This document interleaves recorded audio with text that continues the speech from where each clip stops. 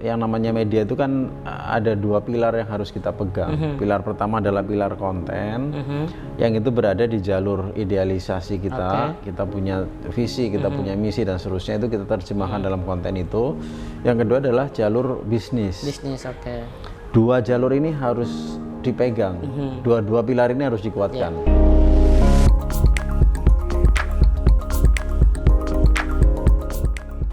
Assalamualaikum warahmatullahi wabarakatuh, sahabat dan pemirsa BMH TV dimanapun berada. Alhamdulillah kita kembali berjumpa dalam sesi bincang mulia di channel yang cerdas menggerakkan BMH TV. Dukung konten-konten BMH dengan cara like, comment, share, dan subscribe. Dan pada kesempatan ini kita akan berbincang dengan pemimpin redaksi Harian Umum Republika, yaitu Mas Irfan Junaidi. Apa kabar Mas Irfan Junaidi? Baik Mas Imam, Assalamualaikum warahmatullahi wabarakatuh. Waalaikumsalam warahmatullahi wabarakatuh. Sangat bangga BMH Mas Irfan berkenan datang ini untuk sama-sama acara ini. Iya, kita berterima kasih juga ikut diundang di sini. Alhamdulillah. Kita berbicara tentang media Islam ini, Mas. Ya. Kaitan apa yang sebenarnya harus dilakukan oleh umat Islam secara bersama-sama untuk memunculkan, menguatkan, meluaskan kehadiran media Islam, karena nanti dengan adanya media Islam, lembaga amil zakat, bahkan seluruh kiprah perjuangan ataupun dedikasi kaum muslimin entah melalui pendidikan, ekonomi, itu juga bisa menjadi bagian dari penguatan yang bisa disiarkan oleh media. Nah, ini mungkin sebagai awalan untuk menghangatkan suasana. Seperti apa ini pandangan Mas Irfan soal ini? Ya, ini bicara media Islam kan kadang orang masih memperdebatkan yang namanya media Islam itu apa sih? Apakah yang media isinya tentang zakat, sholat saja? Ataukah media yang umum tapi punya komitmen terhadap umat Islam itu juga termasuk kategori media Islam?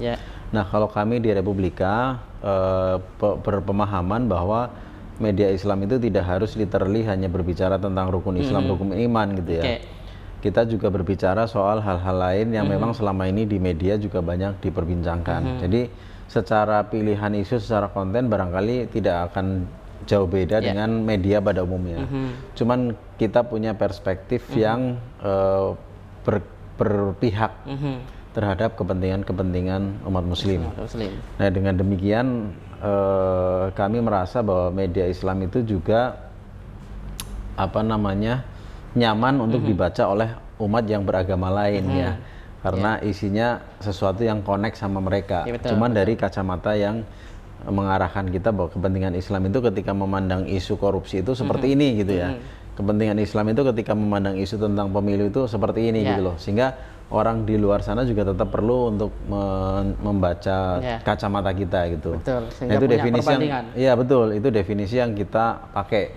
Mungkin kalau di Republika jarang akan menemukan ayat Al-Quran dalam huruf Arab gitu ya, atau dikutip utuh atau hadis gitu mungkin akan jarang menemukan. Tapi ada, cuman secara keseluruhan kontennya itu mengusung nilai-nilai yang umat Islam selama ini juga usung. Nah, memang hari ini kita menghadapi perubahan situasi yang mau nggak mau kita juga harus menyesuaikan diri dengan perubahan itu. Selain perubahan yang soal digitalisasi, kita juga harus ngikutin perubahan soal lahirnya generasi milenial, kemudian juga tantangan pandemi, kita juga harus menyesuaikan dengan situasi seperti itu.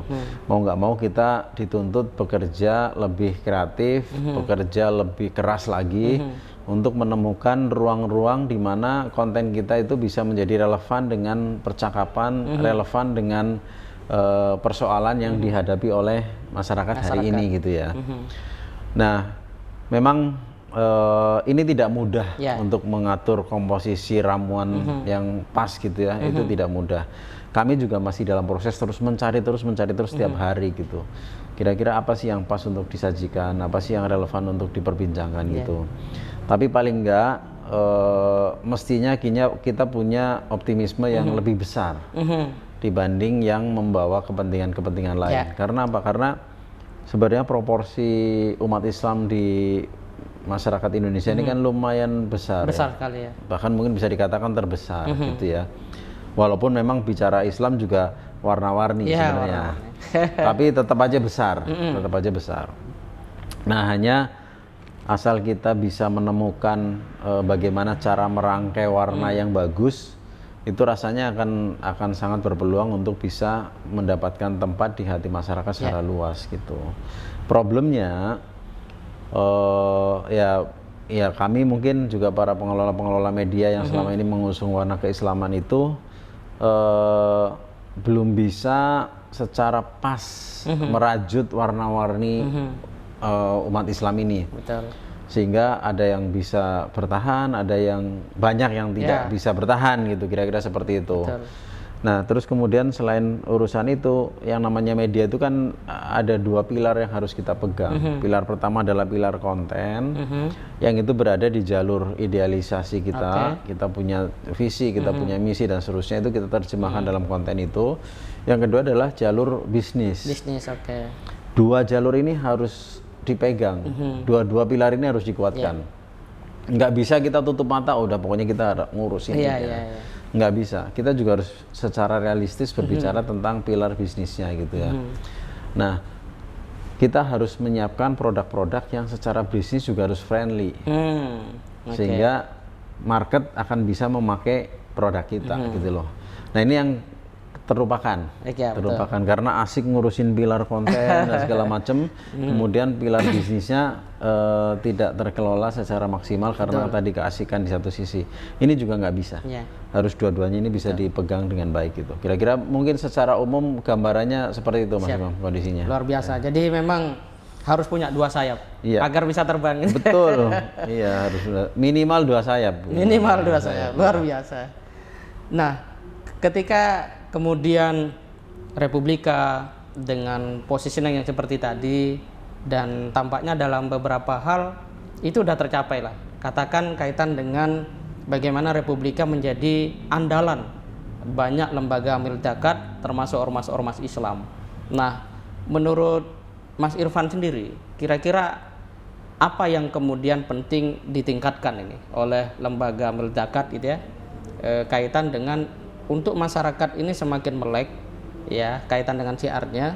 Di sisi lain juga semakin banyak orang yang mau membayar zakat. Ini kan pasti tidak bisa dipisahkan karena lembaga amil zakat satu sisi punya tanggung jawab besar, di sisi lain dia nggak mungkin syiar-syiar sendiri, pasti butuh kolaborasi dan sinergi. Nah, ini bagaimana pandangan Mas Irfan? Ya, memang sekarang kan eranya orang sebut di mana-mana eranya era kita berkolaborasi, era bersinergi gitu ya. Ya kalau menurut saya sih itu sebenarnya bukan hal baru gitu. Islam sudah mengajarkan dari jauh hari kita suruh berjamaah. Betul. Ya, makanya orang yang berjamaah diberikan keutamaan lebih ketimbang yang munfarid. Ya. Nah, itu kan sebenarnya bahasa yang sekarang diterjemahkan sebagai era kolaborasi. Ya, kan? betul. Nah, PR besarnya memang di situ. PR besarnya di situ. Sehingga Allah memberikan pahala lebih untuk mereka yang bisa mengerjakan PR ini. Gitu ya. Masya Allah, ya. Berjamaah itu gampang diucapkan, tapi pada prakteknya tidak mudah dijalankan. Betul. Tidak mudah dijalankan. Ini kita pakai perumpamaan sholat aja ya. Sholat softnya mesti rapi, luruskan. Makanya imam kalau mau sholat kan harus mengingatkan makmumnya, luruskan, rapatkan softnya. Luruskan itu satu hal yang kadang-kadang orang juga nggak merasa penting itu lurus gitu loh. Iya, betul. Padahal ini bicara soal ketertiban. Lurus itu bukan hanya garis lurus ya. Kalau kita dalam manajemen, lurus ini tertib. Tertib administrasi, tertib garis komando gitu ya, tertib dalam menjalankan tugas, visi misi dan seterusnya. Itu lurus. Kemudian rapatkan itu satu hal lagi. Kalau dalam sholat, rapatkan ya kita secara physically merapatkan kaki dengan kaki, pundak dengan pundak gitu ya. Nah, Mas Imam coba bayangkan kalau saya sama Mas Imam berantem, ada urusan emosi lah, terus sholat suruh merapatkan kaki dan pundak, kira-kira bisa nggak? Betul. Nggak akan bisa. Nah, sama itu dalam wadah yang lebih besar, ketika organisasi A dan organisasi B itu tidak punya chemistry, nah suruh merapatkan barisan untuk bergerak bersama, kira-kira bisa nggak? Nah, itu kan pesan yang sebenarnya sudah jauh-jauh hari, 1500 tahun yang lalu sama Rasulullah disuarakan, tapi sekarang baru disadari bahwa itu adalah eranya era kolaborasi. Kalau Islam sudah mulai era kolaborasi dari 1500 tahun yang lalu. Luar biasa. Nah, cuman ini PR panjang yang harus kita kerjakan bersama. Jadi antara media dengan lembaga zakat tadi harus punya chemistry yang sama, harus punya rasa saling membutuhkan, sehingga kita bisa berkolaborasi. Saya melihat teman-teman di LAS ini sudah hebat-hebat, mengumpulkan zakat, infak, sedekah, membangun programnya sudah hebat-hebat. Cuman tadi problemnya adalah bagaimana mengkomunikasikan ini secara luas. Ya, jadi BMH udah luar biasa lah. Nah, tinggal bagaimana ini dikomunikasikan secara luas kepada masyarakat sehingga gerakan zakat, infak, sedekah itu bisa menjadi sesuatu yang langsung nempel ke kepala kita gitu loh. Langsung otomatis, oh ya, bulan ini udah tanggal sekian nih waktunya saya gitu.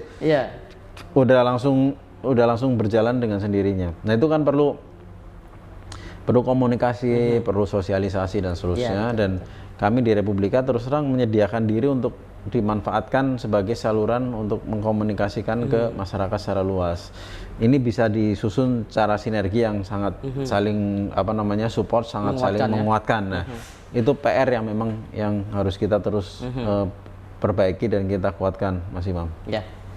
Kalau kaitan dengan misalnya upaya-upaya sosialisasi dalam bentuk literasi yang agak serius itu ya, misalnya lewat jurnal ataupun buku, itu menurut Mas Irfan seperti apa? Ataukah lembaga zakat ini cukup melalui media-media saja, pandangan Mas Irfan? Ya, sebenarnya gini ya, kalau kita bicara soal konten hari ini, itu mungkin sudah berubah pola konsumsinya dibanding beberapa tahun yang lalu. Ya, saya melihat kekuatan publik kita terhadap teks itu makin kesini itu makin kecil. Jadi kalau kita bicaranya teks panjang, teks dalam, itu ada segmennya, tapi mungkin untuk segmen yang di lingkup tertentu. Tinggal kita mau target yang mana. Kalau kita mau target secara masif, secara luas, rasanya bahasanya harus lebih visual. Bahasa teksnya jangan terlalu dominan, visualnya yang jauh lebih dominan harusnya ya. Karena masyarakat kita baca buku aja, nggak usah buku, baca teks satu layar aja udah begitu 4 alinea udah malas, udah langsung scroll ke bawah gitu ya. Nah, sehingga kita buat apa, buang-buang energi terlalu besar untuk menyusun teks yang panjang lebar yang belum tentu terbaca. Lebih banyak kita visual, kecuali kalau memang kita mau menarget kelompok yang kelompok yang literate gitu ya. Nah, baru kita siapkan yang utuh teksnya yang secara dalam kita bisa dorong gitu ya, untuk supaya menjadi bahan kajian, bahan pemikiran kelompok ini. Sehingga secara konten ya kita tinggal menyesuaikan masyarakat atau lapis mana yang mau kita tuju. Nah, nanti kita sesuaikan ininya formatnya. Oke, luar biasa. Jadi memang sekarang ini orang visual, membaca sudah sangat jarang, betul. Bahkan Prof. Hamid itu mengatakan itu termasuk tragedi milenial itu. Iya, memang memprihatinkan kalau kita bisa katakan satu kata itu ya memang memprihatinkan. Karena orang makin berat untuk membaca teks. Tapi kalau disuruh nonton gambar itu bisa berjam-jam kuat ya. Berjam-jam kuat gitu loh. Betul, luar biasa. Kita lanjut pada sesi berikutnya, yaitu tentang posisi Republika yang juga memberikan sebuah, bukan sekedar pengamatan, tapi langsung berupa penghargaan lewat Anugerah Syariah tahun 2021. Nah, BMH ini alhamdulillah dapat juga dari Republika Anugerah Syariah 2021 sebagai filantropi dengan layanan terbaik. Nah, ini sebenarnya apa di balik itu dan tujuannya bagaimana sehingga nanti kita ke depan bisa jauh lebih untuk misalnya BMH lebih semangat lagi gitu kan. Dan umat Islam makin bangga itu. Baik kepada media Islam maupun kepada lembaga-lembaga zakat. Silakan Mas Irfan. Ya, jadi Anugerah Syariah Republika ini kita gelar sebagai bagian dari rasa terima kasih Republika kepada para pelaku industri, kepada para tokoh, kepada para lembaga zakat yang kemudian secara perlahan tapi pasti membentuk ekosistem perekonomian syariah. Ya, karena isu tentang ekonomi syariah ini terus terang isu yang kita dorong sudah lebih dari 20 tahun. Kita memulai membuka halaman ekonomi syariah itu kalau nggak salah tahun 2000 dan secara konsisten setiap hari di koran kita maupun di online kita siapkan satu ruangan khusus untuk membahas tentang perekonomian syariah. Bisa dibayangkan Mas Imam pada tahun 2000 untuk membuat konten tentang perekonomian syariah itu kayak apa susahnya. Karena nggak ada barangnya gitu loh. Betul. Perjuangan keras. Iya, nggak ada bank syariah pada masa itu, tidak ada asuransi syariah pada masa itu, lembaga zakat juga masih sangat sedikit gitu ya. Nah, tapi kita dipaksa setiap hari harus ada konten yang berbicara tentang ekonomi syariah. Kenapa kita lakukan? Walaupun susah ya, kenapa kita lakukan? Ya karena kita kepengen ekonomi ini juga bisa menjadi bagian dari masyarakat kita. Ekonomi dengan sistem syariah ini juga diharapkan bisa memberikan kontribusi yang signifikan terhadap pembangunan bangsa ini gitu loh. Sehingga bagaimanapun kita dorong supaya masyarakat punya alternatif. Saya mau ikut ekonomi yang konvensional atau saya mau memilih ekonomi yang syariah. Tidak kemudian hanya didorong pada satu jalur gitu loh. Luar biasa. Tidak dipaksa masuk situ semuanya, mau nggak mau telan ini enggak lah. Kita bikin yang lebih fair. Kalau memang nggak mau di situ, ini ada loh yang lain gitu loh. Sehingga ada pilihan. Betul. Walaupun susah kita dorong terus. Nah setelah lama kita dorong, kemudian dalam perjalanan kan muncul banyak sekali bank syariah, unit usaha syariah, asuransi syariah, BMT, kemudian produk-produk syariah yang lain-lain banyak sekali. Nah kemudian di dalam kita merasa ini sudah sepantasnya kita berterima kasih kepada mereka-mereka yang sudah bergerak untuk menghadirkan sarana prasarana, menghadirkan infrastruktur perekonomian syariah di negeri ini. Luar biasa. Nah sehingga setiap tahun kita laksanakan sudah 5 tahun dan ya kita kategorikan banyak lah gitu ya. Ada kategori tadi layanan, kategori pelaporan, kategori yang lain-lain gitu untuk supaya teman-teman yang bergerak dalam bidang perekonomian syariah ini bisa lebih bersemangat mudah-mudahan dengan penghargaan yang kita gelar setiap tahun. Memang banyak yang lain-lain yang memberikan penghargaan, tapi rasanya Republika mesti yang harus sangat kuat gitu ya. Berterima kasih karena isu itu benar-benar isu yang sudah kita perjuangkan berpuluh tahun gitu, dan sekarang baru mulai istilahnya menunjukkan geliatnya. Belum ideal, belum signifikan, belum besar segala macam seperti yang kita impikan belum, tapi paling enggak sudah ada langkah yang sudah berjalan gitu loh. Bukan hanya wacana yang kita rasakan seperti pada awal-awal membuka halaman ekonomi syariah tahun 2000 itu gitu loh. Barangnya sudah mulai ada gitu loh. Luar biasa. Jadi itu kayak kerja-kerja ideolog itu. Iya. Membahasakan, meyakinkan orang tentang sebuah konsep yang kalau orang mau cari kemana ini belum ada. Iya. Tapi itu alhamdulillah Republika berhasil lalui dasar. Ya teman-teman semuanya, Republika ini kan istilahnya bagian yang mendorong, bagian menyuarakan. Ya teman-teman ini yang di lapangan melaksanakan, menyusun konsepnya, membuat timnya gitu ya. Nah kemudian ketika itu berjalan kita suarakan lagi, ini udah berjalan. Nah setelah berjalan mulai banyak, kita dorong, kita berikan apresiasi untuk supaya bertambah semangat lah kira-kira. Alhamdulillah luar biasa. Nah sekarang mungkin lebih kepada pengalaman pribadi nih, subjektif gitu ya. Kaitan dengan BMH di mata seorang Mas Irfan Junaidi ini kayak apa ini? Apakah keunikannya atau hal yang perlu ditingkatkan ke depan? Nah ini seperti apa Mas Irfan? Satu, BMH ini menurut saya adalah ekosistem yang komunitasnya cukup loyal ya menurut saya, karena lengkap di dalam Hidayatullah ini lengkap nih. BMH ini kan salah satu komponen di dalam ekosistem Hidayatullah. Ada pesantrennya, ada medianya juga, ada lembaga zakatnya juga gitu ya.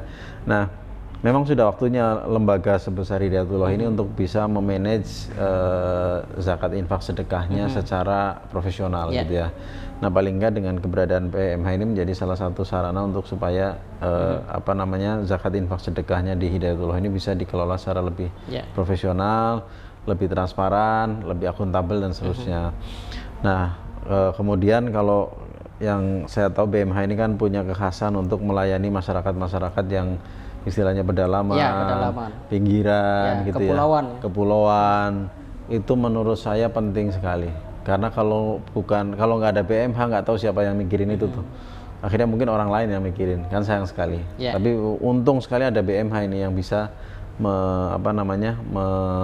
menangani, memikirkan, membantu masyarakat yang mungkin selama ini nggak kelihatan atau terlupakan bahkan oleh masyarakat pada umumnya.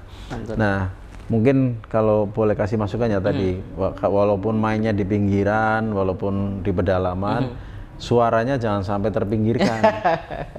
Harus lebih semangat. Suaranya juga tetap harus ke tengah gitu ya. Suaranya juga harus tetap ke tengah. Nah itu mungkin akan kedepannya bisa membawa BMH ini menjadi lebih lebih top lagi gitu ya. Amin amin. Insyaallah. Baik Mas Irfan, ini kaitan dengan seorang pemret, tentu kita penting untuk berbagi kepada umat Islam, khususnya generasi muda, agar nggak mudah kemakan berita hoax. Apalagi sekarang ini kan banyak media yang kita nggak tahu ini media apa gitu kan, judulnya bombastis, tapi biasanya sebagian orang tuh suka sama judul begitu. Nah ini bagaimana supaya kita nggak jadi bagian, ya katakanlah menebar yang justru merugikan ya. Baru lihat judul, nggak dibaca, di-share gitu kan, rame dan sebagainya. Ini tipsnya apa ini menurut seorang pemret Republika ini? Silakan Mas Irfan. Kita punya ayat yang kuat sekali itu. Iqra. Bismi rabbikal ladzi khalaq ya. Itu kan ayat yang sebenarnya itu di dalamnya mengandung makna yang dahsyat ya. Iqra, bacalah dengan nama Tuhanmu. Satu, bacalah. Jadi bukan bagilah, tapi bacalah gitu ya. Iya, luar biasa. Sehingga pada saat kita mau membagi, kita jalankan baca dulu nih. Nah, kita jarang tuh mengamalkan itu tuh. Kita lebih seneng share gitu ya.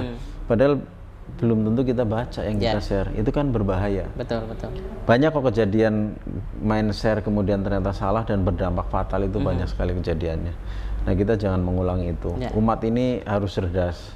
Umat ini harus tadi kembali memahami perintah Allah itu dengan baik, dengan detail. Kemudian dengan menyebut nama Tuhan itu adalah pertanggungjawaban spiritual yang harus kita jalankan. Jadi pada saat kita membaca saja, kita harus punya pertanggungjawaban spiritual. Yang kita baca ini sesuai apa enggak dengan perintah Allah. Yang kita baca ini cocok apa enggak, itu harus kita ukur. Apalagi kita membagikannya. Jangan sampai kita membagi ini tanpa kita punya rasa tanggung jawab spiritual gitu loh. Nah, kalau umat ini menyadari ayat ini yang pendek ini aja dengan baik, rasanya yang namanya hoax segala macam itu akan gampang sekali diblok gitu ya. Nah, cuman tadi memang ayatnya pendek, sehingga orang banyak yang merasa itu nggak penting lah gitu.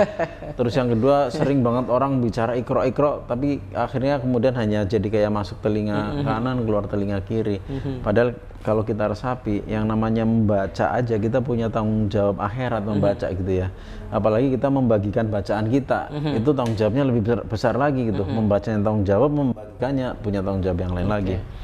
Nah, sehingga satu itu. Kemudian yang kedua kan ada surat Al-Bayyinah, ada tabayun gitu ya, mencari keterangan, mencari penjelasan. Itu kan sebenarnya yang diomongkan orang sekarang ini ada dalam Al-Quran kok udah 1500 tahun yang lalu sudah tertulis, tinggal kita mau baca apa enggak gitu loh. Nah, kalau kitanya sendiri tadi memang tragedi benar. Kitanya sendiri tidak punya kekuatan yang bagus terhadap teks, termasuk di dalamnya adalah teks Al-Quran. Waduh, emang bahaya. Emang bahaya ya. Berbahaya. Sehingga ya mau nggak mau kita harus kembali untuk kita mengajak umat kita pada ayat-ayat Al-Quran, terutama yang memerintahkan kita untuk membaca. Ini baru yang membaca secara teks, belum membaca konteks, belum membaca fenomena, belum membaca yang lain-lain gitu. Berat lagi itu. Itu penjelasannya panjang lagi. Nah, untuk membaca teks saja kita nggak mau, kita malas, kita ngikutin selera pada umumnya, ya berbahaya. Sehingga ya kita ajak lagi, ayo kita baca lagi, kita punya tanggung jawab spiritual yang bagus lagi, tanggung jawab tauhid lah ya, kalau dalam Islam itu tanggung jawab tauhid yang bagus lagi. Sehingga semua konten yang kita baca ada tanggung jawabnya, semua konten yang kita bagi juga ada pertanggungjawabannya gitu loh. Nah, kalau ini aja dipegang dua hal ini, rasanya umat juga akan terjauh dari hasutan-hasutan, akan terjauh dari fitnahan-fitnahan, akan lebih cerdas untuk mengkonsumsi informasi gitu ya. Karena Islam ini juga agama informasi menurut saya. Agama informasi. Agama informasi menurut saya. Yeah. Karena apa? Karena proses keberadaannya itu syarat dengan peristiwa-peristiwa yang sifatnya adalah informasi. Isra Mi'raj itu adalah perjalanan spiritual ya, tapi menurut saya juga perjalanan jurnalistik gitu ya. Betul. Karena Rasul langsung meliput Lauhul Mahfud gitu ya. Langsung bertemu dengan narasumbernya gitu. Masya Allah, ya. Kemudian setelah dapat baru disiarkan kepada umatnya. Publik, iya. Tidak kemudian hanya lewat mimpi, lewat wahyu enggak, tapi diajak meliput langsung gitu loh. Itu kan perjalanan jurnalistik sebenarnya. Kemudian disiarkan kepada umatnya gitu loh. Masya Allah. Itu banyak peristiwa seperti itulah ya, peristiwa-peristiwa lahirnya Islam yang di situ adalah sebenarnya peristiwa informasi gitu. Termasuk hadis itu, hadis-hadis itu. Hadis-hadis itu adalah jalur informasi. Bagaimana hadis itu dianggap sahih, bagaimana hadis itu dianggap tidak sahih. Itu kalau jalur informasinya kuat, jelas, clear, nah baru dianggap itu hadis sahih. Jalur informasinya putus, kemudian pemberi informasinya tidak kredibel, itu dhaif, itu hoax, itu fake news gitulah kira-kira. Sehingga ini sebenarnya ada dalam Islam ya, tinggal kita mau menggali lagi apa enggak gitu. Hasanah-hasanah itu gitu. Itu sudah membaca konteks ya. Iya, itu udah mulai masuk ke konteks gitu ya. Luar biasa. Jadi kita dapat bagaimana ya menghadapi berjiburnya berita atau banjir informasi dengan cara yang sangat sederhana, perkuat kemauan kita membaca. Nah, ini terakhir nih Mas Irfan, karena Mas Irfan juga pernah S2 di bidang manajemen pertahanan ya. Artinya ya konstelasi global itu juga diketahui. Nah, ini untuk memberikan sebuah nafas optimis bagi umat Islam. Kira-kira dalam katakanlah 2045 ini umat Islam di Indonesia ini akan seperti apa dalam tinjauan manajemen, atau Mas Irfan sebagai orang yang pernah belajar itu, termasuk hari ini di media, melihat konstelasi hari ini dan kemajuan-kemajuan umat Islam dari sisi tadi ekonomi syariah gitu ya, budaya, termasuk seni itu kan mulai muncul itu. Nah, ini seperti apa Mas Irfan? Sebagai kabar gembira ini kepada kaum muslimin. Jadi gini, prediksi Bappenas tahun 2000 belum 45 tuh 2035 Indonesia tidak bisa lagi mengklaim sebagai negara dengan penduduk muslim terbesar karena sudah disalib sama India tahun itu sudah disalib sama India. Nah, karena tidak bisa mengklaim sebagai negara dengan penduduk muslim terbanyak, maka harus sekarang menyiapkan untuk bisa punya klaim yang baru. Misalkan ya, Indonesia itu punya penduduk muslim dengan kekuatan ekonomi terbesar di dunia misalkan. Misalkan ya, harus disiapkan itu. Atau Indonesia ini punya penduduk muslim dengan tingkat pendidikan paling bagus di dunia misalkan. Harus disiapkan itu. Nah, ini memang harus ada agenda bersama yang disusun oleh umat Islam ya, yang mana harus ada target-targetnya, ada timelinenya yang kita susun. Tapi itu adalah skenario dunia. Skenario dunia. Saya sangat yakin ayat Al-Qur'an wa makaru wa makarullah wa innallaha khairul makirin. Jadi kita punya rencana, Allah punya rencana, tapi rencana Allah yang paling bagus. Nah, itu kita saksikan lah ya, betapa misalkan nih Islamofobia di Barat itu kayak apa mereka luar biasa. Tapi lihatlah masjid-masjid bermekaran di Jerman, di New York, di Los Angeles, bahkan di Rusia. Itu masjid-masjid bermekaran di mana-mana. Cahaya Allah itu nggak akan bisa ditutupi oleh apapun kalau Allah berkehendak untuk menyinarkannya. Nah, memang kalau lihat potensi Indonesia sih mestinya harusnya bisa lebih ketimbang di belahan dunia yang lain ya. Di sini Islamofobia tidak sevulgar di Barat ya, sampai mereka diserang, mereka ditusuk, ditembak dan seterusnya. Di sini tidak sampai ke situlah. Mungkin bahwa pandangan di sosial media kayak gitu ya, sosial media verbal. Betul. Nah, mereka verbalnya iya, physically-nya iya. Kemudian yang kedua, kita punya khasanah kearifan lokal yang sangat suportif terhadap Islam. Masyarakat kita masyarakat yang tolong menolong, masyarakat yang gotong royong gitu ya. Nah, itu kan sangat subur sebenarnya untuk mengembangkan nilai-nilai Islam di sini. Cuman memang permasalahannya adalah PR kita masih ada dua, yaitu PR pendidikan dan PR ekonomi. pendidikan umat Islam di bangsa ini masih belum tinggi. Ekonomi juga masih kalah dengan umat yang lain. Nah, sehingga dengan pendidikan yang kurang bagus itu akhirnya banyak umat kita yang ditarik sana sini nggak karuan. Akibatnya kemudian mengundang kerugian terhadap image-nya Islam. Sama, itu berkelindan karena kekuatan ekonomi, tingkat ekonomi kita juga masih terbatas. Sehingga dengan iming-iming tertentu umat kita bisa menjadi gampang dirayu untuk berbuat A, berbuat B, yang akhirnya berpengaruh terhadap image Islam secara keseluruhan. Sehingga dua PR ini kalau bisa dikerjakan dengan baik, diselesaikan dengan baik, insya Allah nggak usah nunggu 2045 lah. Ya 2025 gitu, 2030 kita akan bisa menjadi salah satu umat yang berjaya, umat yang apa namanya punya wibawa, punya peran besar dalam menggerakkan atau mengarahkan bangsa ini mau berjalan kemana gitu ya. Karena tadi secara infrastruktur kearifan lokalnya itu sebenarnya sangat memadai gitu ya. Ibarat kita nanam gitu, ini media tanamnya itu sudah subur gitu loh. Bagus, media tanamnya sudah subur, tinggal pohon yang kita tanam itu pohon yang benar-benar harus kita jaga. Jangan sampai dimakan ulet gitu ya. Jangan sampai kemudian kena jamur, kira-kira seperti itu. Nah, tinggal kita bareng-bareng mau apa enggak ini untuk menjaga ini secara bersama-sama gitu. Luar biasa. Nah, kalau itu bisa dilaksanakan, ini akan menjadi pohon rindang yang sangat kokoh, yang sangat susah lah menurut saya untuk digoyang-goyang gitu loh. Tapi kalau enggak seperti itu, medianya sudah bagus, begitu ada yang nanam, ini ada yang rawat, tapi ini ada yang motongin gitu ya, ada yang motorin, itu akan susah berkembangnya gitu loh. Gagal kita panennya. Gagal panen kira-kira seperti itu. Luar biasa Mas Irfan. Jadi luar biasa bincang mulia kita pada sesi kali ini.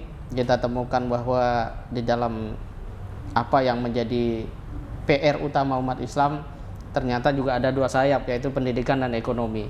Nah, semoga dengan hadirnya kesadaran kaum muslimin dengan sifat dermawannya yang tinggi melalui zakat, infak dan sedekah, termasuk juga dengan hadirnya media-media Islam, kekuatan umat untuk kemudian membangun pendidikan, literasi, dan pada saat yang sama ekonomi, terlebih memang Republika sangat concern dengan ekonomi syariah, masa depan umat Islam bisa menjadi lebih baik. Dan tadi tidak perlu 2045, cukup 2025. Iya, nggak usah lama-lama, kelamaan 45. Ya kelamaan. Dan kata kunci yang paling menarik adalah bahwa Indonesia harus mempersiapkan klaim baru. Ya, dan itu adalah tentang kualitas, bukan lagi kuantitas. Nah, kalau dulu kita bisa klaim, atau mungkin sekarang masih bisa ya sebagai umat Islam terbesar di dunia, tapi nanti 2035 itu digeser oleh India. Maka kalau tidak ada kualitas yang bisa kita banggakan dalam diri umat Islam di Indonesia, kemungkinan kita nggak punya identitas, nggak punya dagangan lagi. Nggak punya dagangan lagi. Tapi insya Allah bisa kita hadapi bersama, dan yakin bahwa Allah akan memberikan pertolongan pada kita semua. Terima kasih banyak atas waktunya Mas Irfan telah hadir di Bincang Mulia. Demikian sahabat dan pemirsa BMH TV dimanapun Anda berada, semoga ke depan wajah umat Islam semakin baik, sinergi lembaga amil zakat nasional dan Republika atau media Islam juga semakin berkembang, dan kita sama-sama menapaki babak baru kehidupan umat Islam yang lebih baik. Kita jumpa lagi pada Bincang Mulia yang akan datang. Terima kasih. Assalamualaikum warahmatullahi wabarakatuh. Waalaikumsalam warahmatullahi wabarakatuh.